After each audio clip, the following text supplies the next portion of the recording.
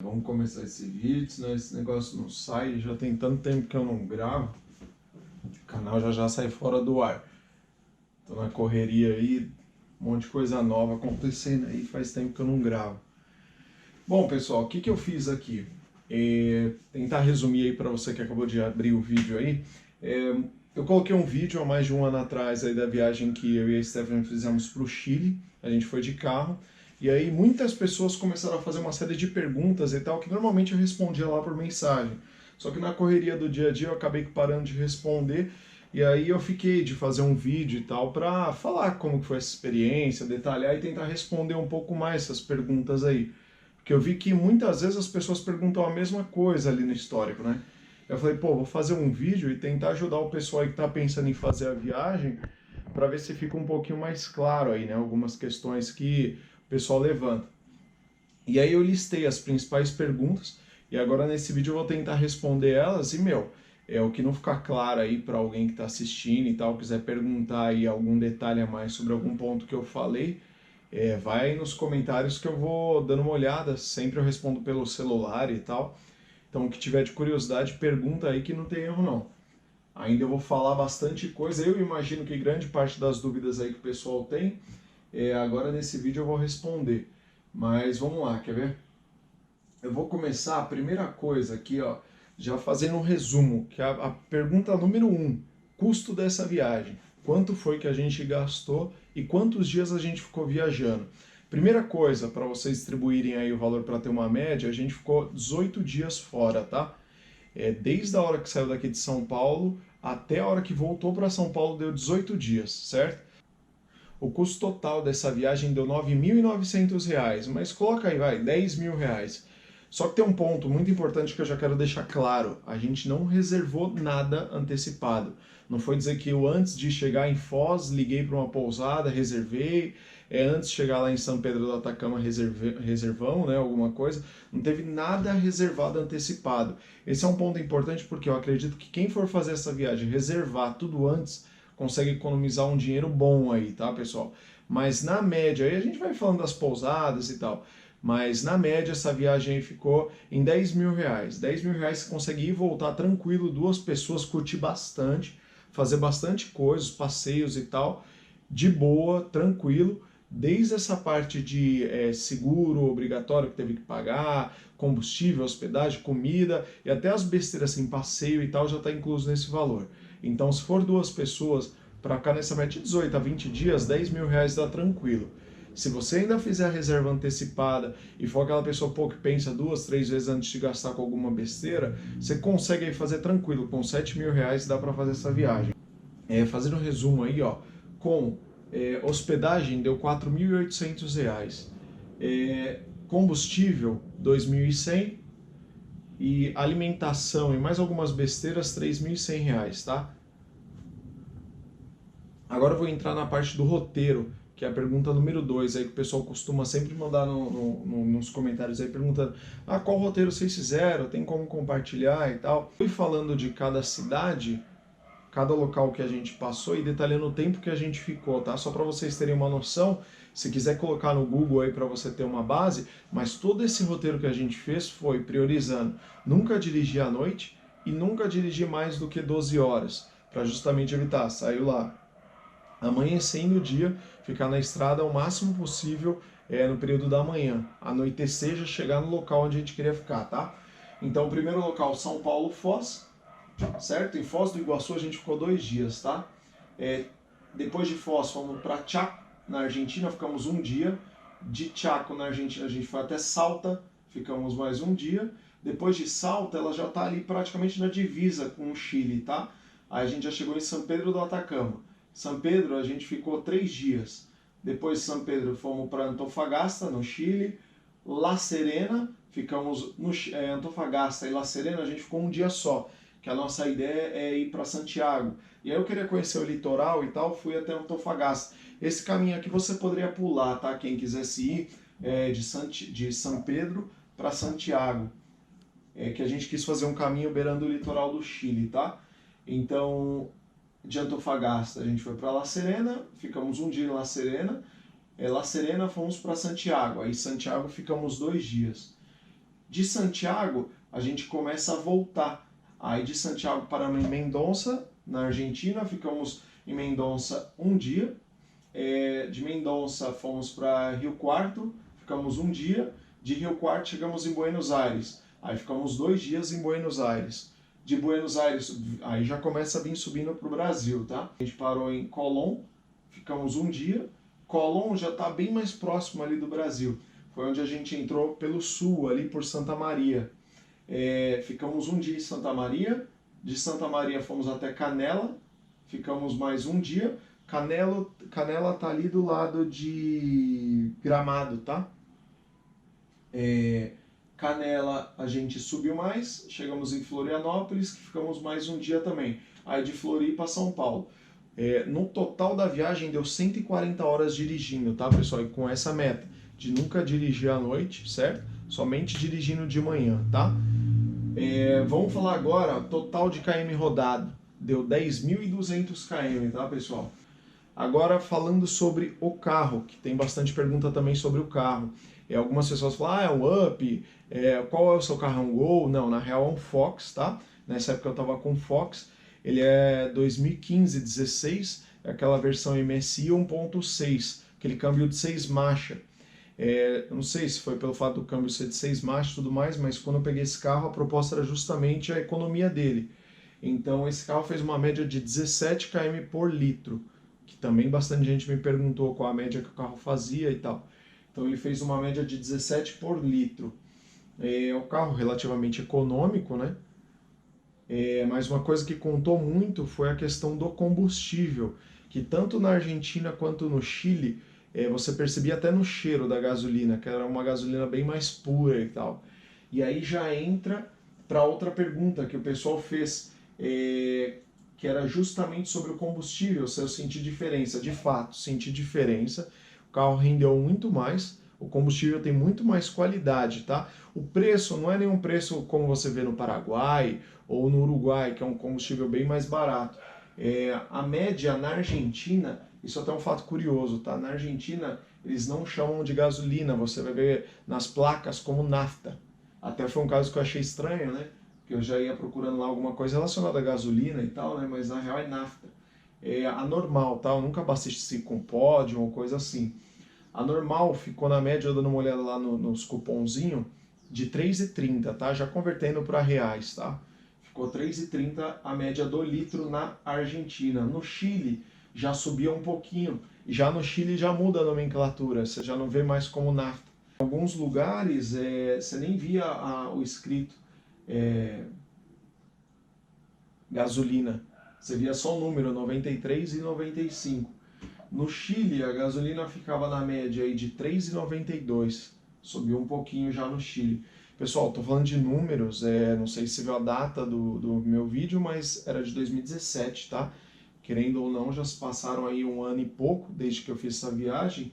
Então, obviamente, o valor do combustível não é mais esse, tá? Mas muita gente me perguntou.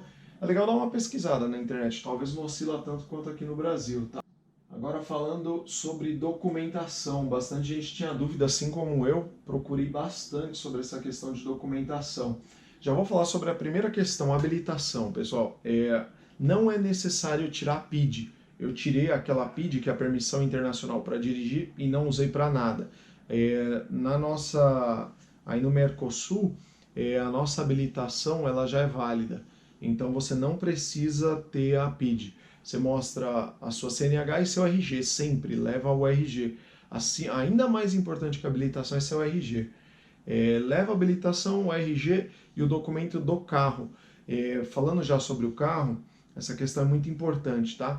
O carro precisa estar no seu nome. Se o carro não estiver no seu nome, vê certinho essa questão, porque eu pesquisando vi que tem muito problema com isso. Você não pode entrar em outro país se o carro não estiver no seu nome. Se tiver nome de outra pessoa, precisa ter uma carta, precisa ter um processo formal e tal. Dá uma estudada porque isso é perigoso, tá? Você querer sair do país, ser barrado na aduana na hora de entrar por conta do documento, tá? Bom, sobre essa questão do carro também um outro detalhe muito importante, tá? Na Argentina e no Chile são formas diferentes de seguro. Na Argentina você precisa ter a carta verde, seguro carta verde. No Chile é a sua Apex. Para você tirar essa carta verde, você precisa procurar alguma companhia de seguro, no caso a minha era a Porto Seguro. Eu falei com o meu corretor, ele perguntou quantos dias eu ia ficar em cada país, né? No caso da Argentina, ele gerou uma carta verde, que é um seguro, é uma extensão do seu seguro, certo? E aí ele cobre esse perímetro que você vai passar aí fora do Brasil. E aí a carta verde ela é exclusiva para a Argentina. E a proposta da carta verde, qual que é? É garantir, porque imagina que seu seguro cobre você. E terceiro é nível nacional. Normalmente os seguros que o brasileiro faz cobre qualquer terceiro que seja do Brasil.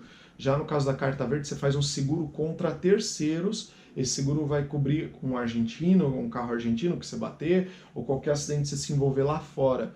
Então essa carta verde é um seguro importante e obrigatório. Tanto é que na aduana da Argentina, esse foi um documento que me pediram logo de cara, a carta verde. Já no Chile, a Sopex, a mesma questão. É um seguro que cobre terceiros lá no Chile. A Sopex, o valor que eu paguei naquela época ficou em torno de 7.500 pesos chilenos, o que convertendo dava aproximadamente R$ 50. E aí você precisa comprar por período que você vai ficar lá. No caso, a gente comprou para 10 dias e pagou R$ 50. Então é relativamente barato, né? R$ 5 por dia aí, tá bem tranquilo assim. Itens do carro, pessoal, que eu procurei levar? 2 triângulos que eu ouvi falar que precisava e tudo mais, então eu já levei. Cambão, né? Aquele esquema de ferro, eu não levei. E eu levei um lençol branco, porque eu vi muitas pessoas falando que era importante levar, porque os policiais pediam e tal. Nos 2 países fui parado diversas vezes, nenhum policial pediu nada disso. Pediu para ver macaco, estepe, essas coisas assim, nenhum pediu, mas é legal estar tudo em ordem, né? Não pelo fato de algum policial pedir, mas na hipótese de você precisar.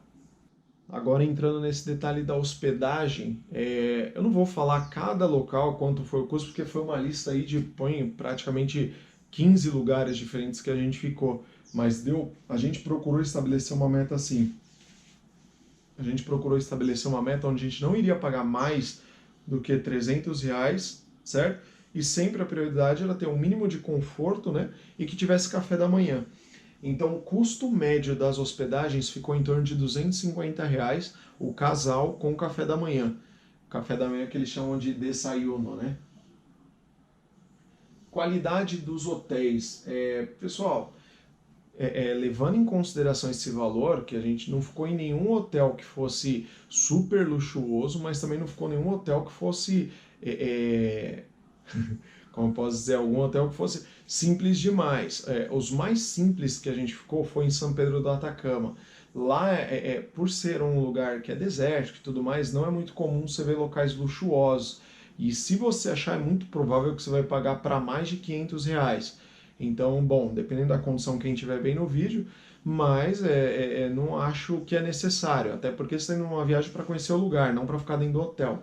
Então, assim, o hotel tinha aquecedor, tinha chuveiro e banheiro. Nenhum lugar a gente ficou em hostel ou coisa assim. Todos que a gente ficou era suíte privada, quarto individual, né, para casal, com banheiro e tinha aquecedor, porque lá no inverno costuma ser muito frio, então você precisa usar um aquecedor e tal. Mas não tenho nada a reclamar dos hotéis não, todos eles foram muito bons, assim, atenderam às necessidades aí. Agora já pulando aqui para um outro item que eu separei algumas perguntas que eu vi que era meio comum e que eram os receios que nós tínhamos quanto a isso. Questão de segurança, se faltou segurança. Por nós termos todo momento viajado de manhã, nunca pego estrada à noite, na estrada, a qualidade da estrada, tá, pessoal? O momento mais complicado que a gente achou foi na Argentina, no pedaço, eu vou pegar aqui, ó, vou abrir o mapa aqui, só para vocês terem noção do que eu tô falando aqui, ó. Vou pegar a câmera aqui, vamos ver se consegue ficar claro aqui, ó. Imagina que aqui é Foz do Iguaçu, certo? A gente desceu, entrou aqui na Argentina, para Chaco. Esse pedaço aqui de Chaco até Salta, na Argentina, essa reta gigantesca aqui, ó, pessoal, é reta que você fica mais de hora aqui, ó. Nesse finalzinho aqui, a estrada ficou muito esburacada na Argentina. Era uma estrada complicada, você tinha que tomar cuidado. E assim, eu não tirei foto do asfalto e tal, porque eu tava tão preocupado em dirigir, não furar um pneu ou coisa assim, que eu nem parei. Mas, pessoal, esse pedaço da Argentina é legal vocês tomarem cuidado e evita ir de noite. A iluminação é muito ruim. Você via que não tinha poste, iluminação pública, essas coisas assim, então evita, certo? Chegando aqui em Salta, já é uma cidade turística na Argentina. Para quem gosta de vinho, é top esse lugar. Daí em diante, que é onde você já pega a divisa aí com o Chile, já estava bem mais tranquilo. Aí no Chile é show de bola, não teve nenhum local ruim.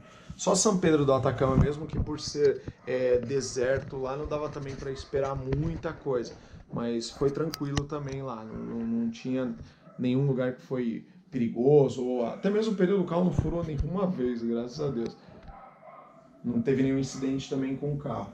Mas esse pedaço da Argentina, eu acho que vocês precisam, quem for, toma cuidado nesse trajeto assim, de Chaco até a conexão ali de Salta. Se você for direto, não vai de noite, que é perigoso, tá? Questão de segurança, no geral, eu digo assim, segurança, por exemplo, na rua, você andando, com medo de ser roubado, ou coisa assim.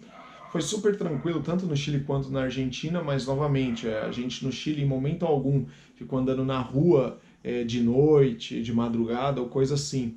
A gente normalmente estava muito cansado e aí de noite ia pro hotel para dormir.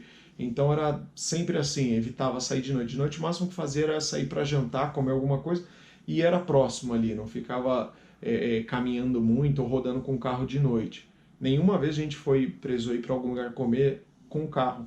Sempre a gente ia a pé, porque sempre era alguma cidade turística, ponto que tinha uma infraestrutura mínima ali, a gente achava hotel, coisa assim, restaurante para comer.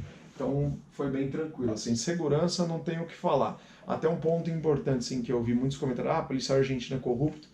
Desculpa, mas eu não posso criticar isso porque não tive nenhum caso onde um policial deu a entender ou passou essa ideia de que ele queria alguma propina ou coisa do tipo. Só tenho a elogiar os policiais argentinos e chilenos. Foram extremamente profissionais e em momento algum tiveram algum tipo de imprevisto com o policial. Aí, mais uma vez, até coloquei aqui o roteiro da viagem, pessoal. Só voltei nessa ideia porque eu vou colocar de novo nesse vídeo o roteiro detalhando ali cada cidade que a gente colocou. E aí vai pondo no Google Maps, vocês vão ter uma noção aí de quanta gente rodou por dia. Vai dar para ter uma base, mas foi super tranquilo. Só que um detalhe, né? A pessoa precisa gostar de dirigir, né? Não vai para um lugar assim de carro, sendo que você, putz, não aguenta ficar 3 horas dentro do carro que já fico injuriado e tal, porque você vai precisar dirigir aí no mínimo por dia 7 horas aí para fazer essas conexões entre as cidades. Eu não recomendo ir direto, que é um período muito longo, dá mais de 40 horas aí se for direto até São Pedro do Atacama. Aí tinha uma pergunta aqui que me fizeram que se as pessoas ficavam curiosas quando viam placa de um carro de São Paulo. E de fato ficavam, os policiais também, você via, tava vendo lá algum policial parado na estrada, ele olhava a placa, era de São Paulo, ele mandava você encostar.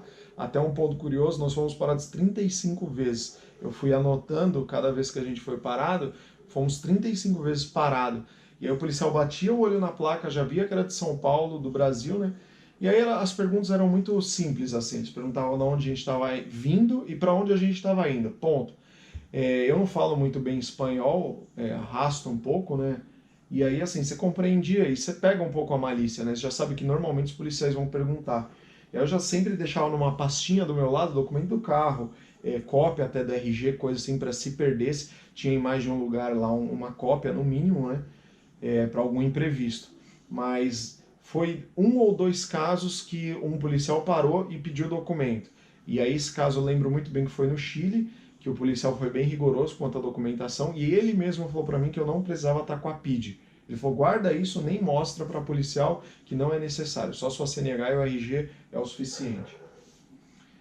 Mas de fato as pessoas ficavam curiosas, inclusive no Vale Nevado no Chile, no meu vídeo você vê um pessoal que eu encontrei lá, que tinha uma galera que era do Maranhão e eles estavam indo para lá. Aí eu coloquei até no meu vídeo lá, essa parte do Vale Nevado dá para ver o pessoal.